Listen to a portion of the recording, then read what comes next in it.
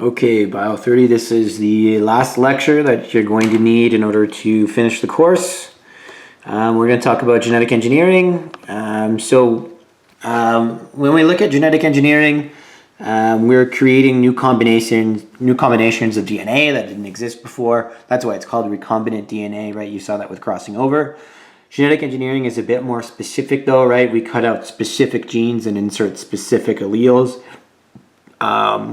And recombinant, in this case, means genes that are coming from one organism into another, not just swapping of alleles, right? So a molecule of DNA that contains material from different sources is called recombinant DNA.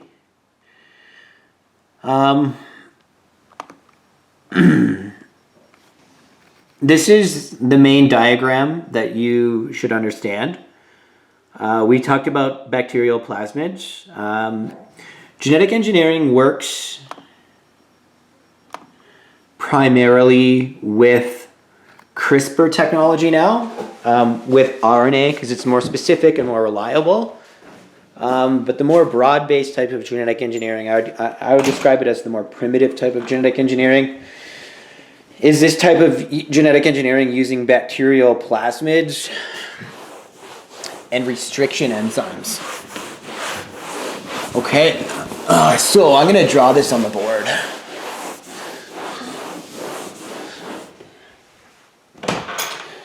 All right, so the first thing that you need is a vector.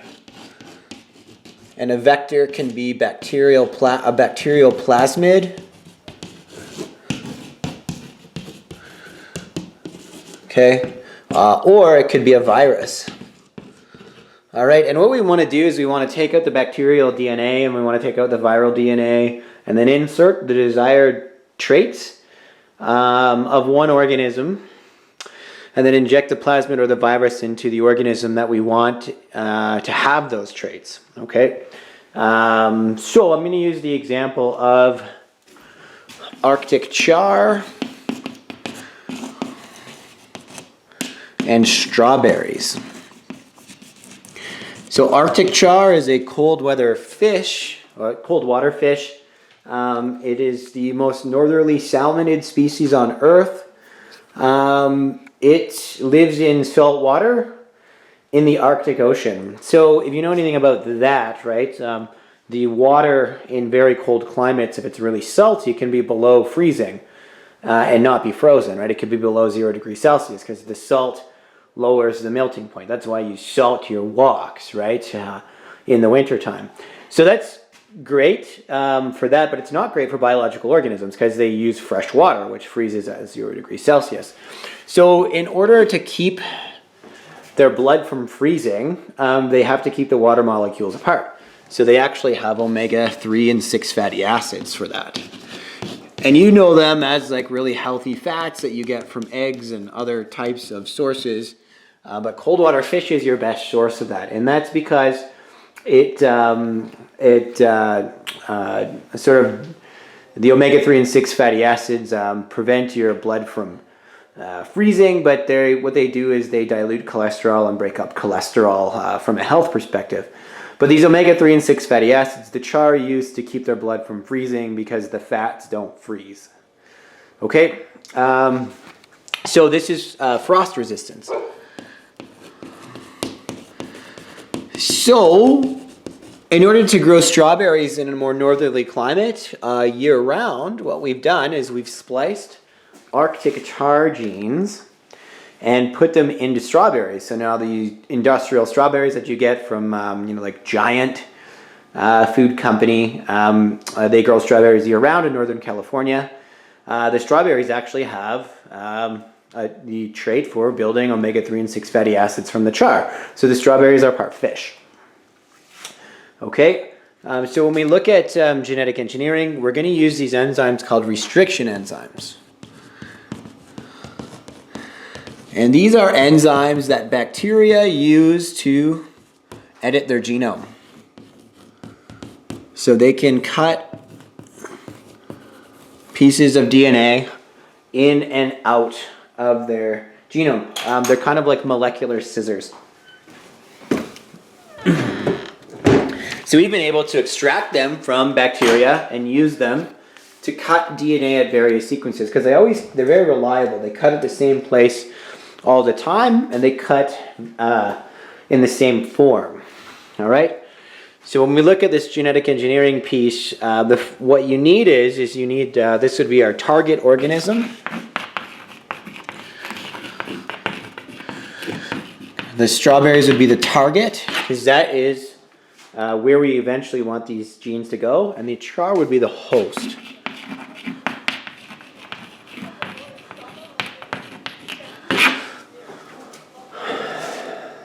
Okay, so here's the process. We're going to take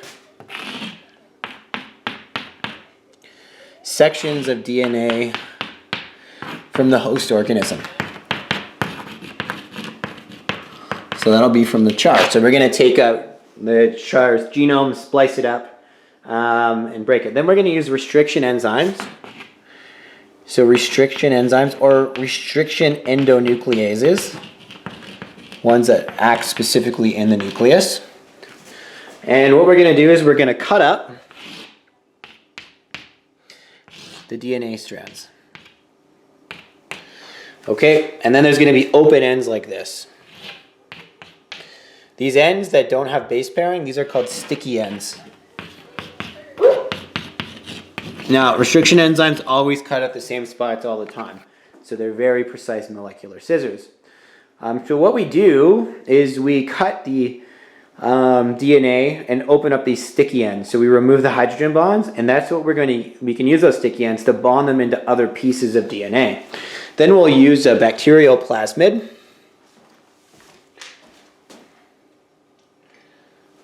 Or a virus. But we'll have a bacterial plasmid.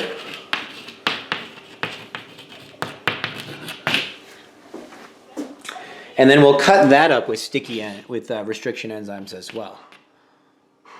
Right, so there'll be pieces of the DNA that are open. And then what we can do is we can take that segment of host organism DNA that we want, and we can insert it into the bacteria. Okay, so the plasmid will now be bacteria, but it'll also have a piece of that Arctic char genome too.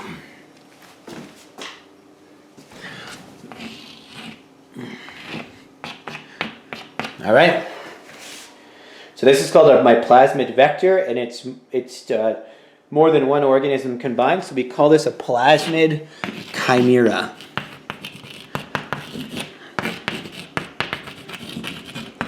There might be some other manipulation required, like a stabilizer sequence added into here to make this process go a lot more smoothly before we insert it into the target organism. But this is generally what happens. Now, what we do is we anneal. So you will anneal the target organism or the char's genes into the chimera with DNA ligase.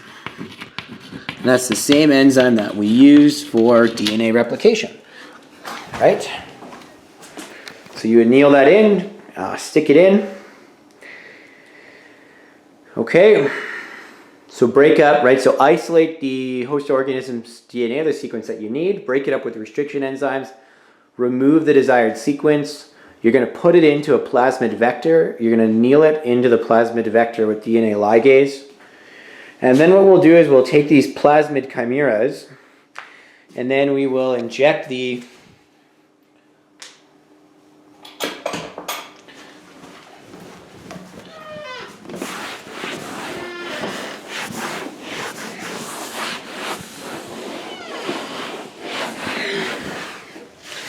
After that, what you will do is you will inject the plasmid chimera into the target organism's tissues. Okay, And then mitosis occurs. And then hopefully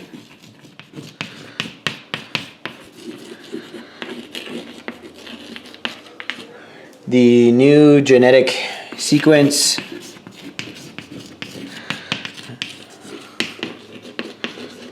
is uptaken during replication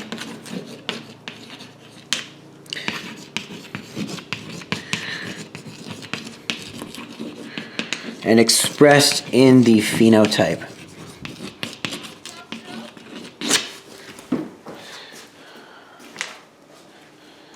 Okay.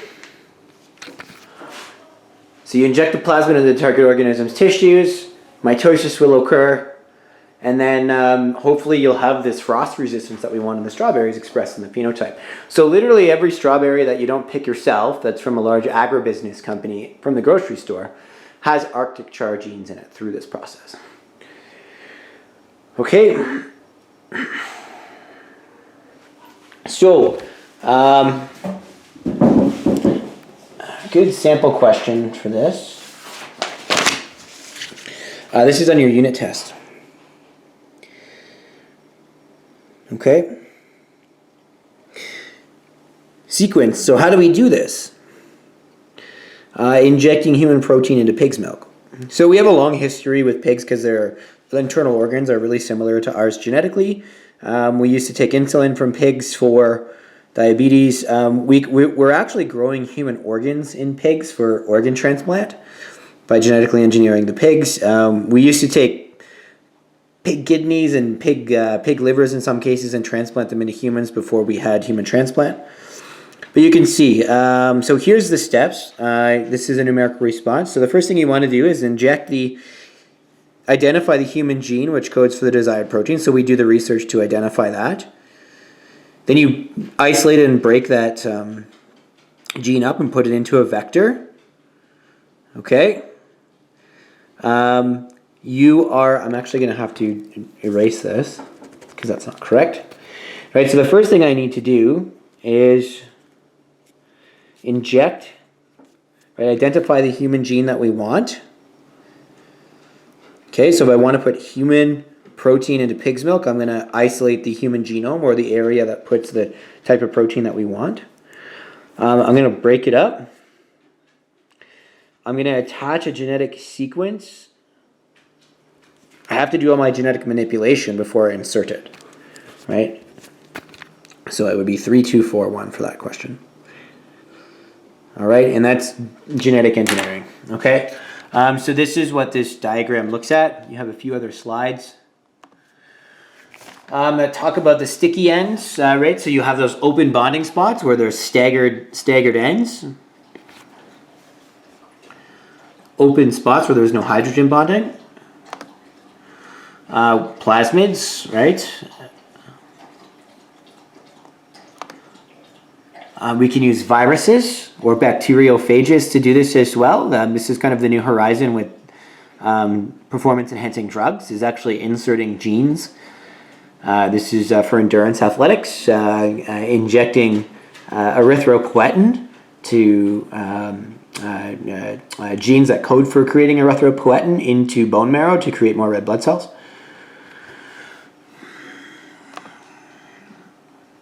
So how do we actually identify these genes? We use electrophoresis. So electrophoresis is a method by which we use electric current to identify DNA strands. So electrophoresis machine has these compartments, these basically tunnels for DNA. So we break DNA up with a restriction enzyme. This is how we make a karyotype as well, by the way. Remember that DNA is negatively charged. So if I want to identify sequences, I use gel electrophoresis, and then we study them and see what they do, right? So you take genes out and put genes in to see what they do, generally on lab animals.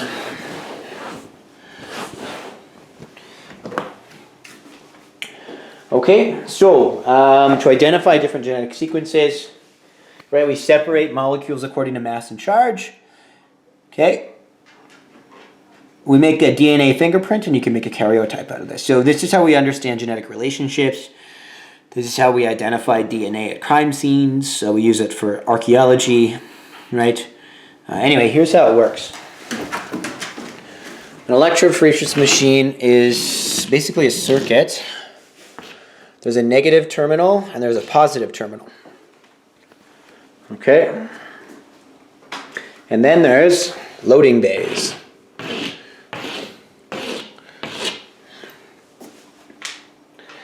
All right, remember that DNA is negatively charged.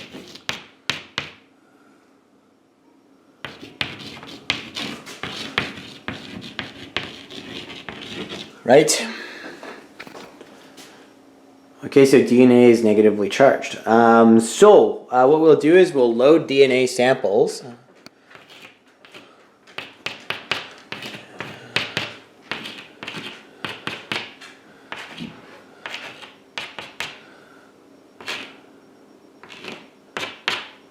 Right, we'll load DNA samples into the loading docks in the negative terminal and then turn the current on, and then DNA migrates from negative to positive because it's repelled by the negative terminal, right? So let's say we have a sample of DNA. So let's say this is a sample from a crime scene. And what happens is you get the sequences, the DNA migrates, and you let it sit for kind of 24 to 48 hours, and you load it with radioactive dye, and then it shows up under ultraviolet light. What happens is the smaller fragments migrate further towards the positive terminal, and the larger fragments, they don't travel as far. So let's say we had DNA from a bunch of suspects. All right, so this is suspect A, B, C, or D. And then suspect A's DNA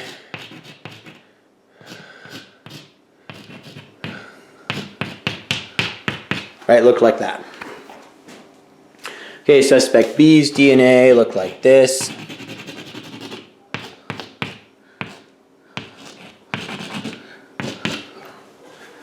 Okay. Suspect C's DNA look like this.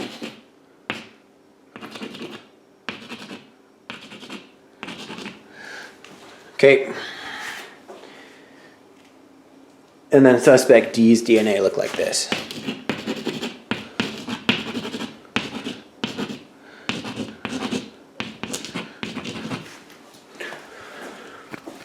Okay, which one could you pin to the crime scene? You could pin this one. Right, so we know that suspect C's DNA matches DNA at the crime scene, so that could pinpoint that person to a place. But we can also do this to study evolutionary relationships. This is now how we know certain animals are genetically related to each other because their DNA is really, really similar. This is also how we isolate genetic sequences. So we'll take these segments of DNA out after we've cut them up, and then see what they do.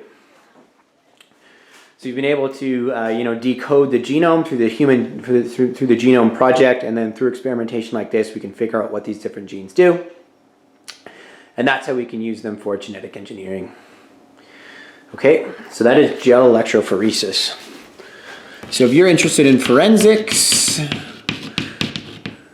this is something that you should take a look at in a greater depth.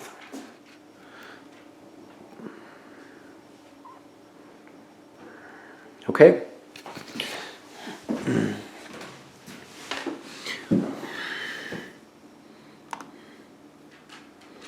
So just to end, right? So this is called biotechnology, right? So plants, products with different species in them are called transgenic. This is how we make insulin now. We actually have genetically modified bacteria to make human insulin. So we've inserted human genes into bacteria, and we culture insulin from different species of bacteria. Before that, we got it from pigs, and before that, we got it from dogs. We don't have to take the pancreases of dogs and pigs. We don't have to worry about destroying those animals. We also don't have to worry about allergic reactions that can come from that. So so this is human insulin that's being made through genetic engineering with these bacteria. So they've been genetically modified to make human insulin. So this helps type 1 diabetics. This is another thing that we're doing. There's some research going on at the U of A and the U of C to try and clean up oil spills. So genetically modifying bacteria to feed off fossil fuels. We're also trying to genetically modify bacteria to feed off inorganic sources. Right, so a lot of our archaea bacteria from like deep sea vents and mid-ocean ridges, they feed off inorganic material and make organic matter out of it. We're trying to do that more with more conventional bacteria to clean up spills and things like that. Mining waste and tailings ponds. So this is going to be a solution to clean up oil sands tailing ponds. Bioremediation. Right, so we are starting to grow. This is not Photoshop. That's a picture of a mouse with a human ear growing off of it. So we are starting to grow. Like I said, we're using pigs to grow human organs for organ transplant. Right, so we know what genetically modified GMO is, genetically modified organism, right? But we're looking at lots of things with this cross-species genetics for human solutions. Some of it's kind of freaky, but right. So this is being used as organ transplant. Anyway, this brings up a lot of ethical questions. Obviously, I'll just leave that for you to ponder. Anyway, that is the end of Bio 30. So you've got it done for you for after the long weekend. And you guys can work at your own pace to get the rest of the course finished. And I will say good luck, Bio 30 on post-secondary. It's a shame that I wasn't able to finish class in person with you guys. But hopefully you've learned something from these video lectures and got what you needed out of Bio 30. And we will chat with you hopefully over the next few weeks virtually. Bye now.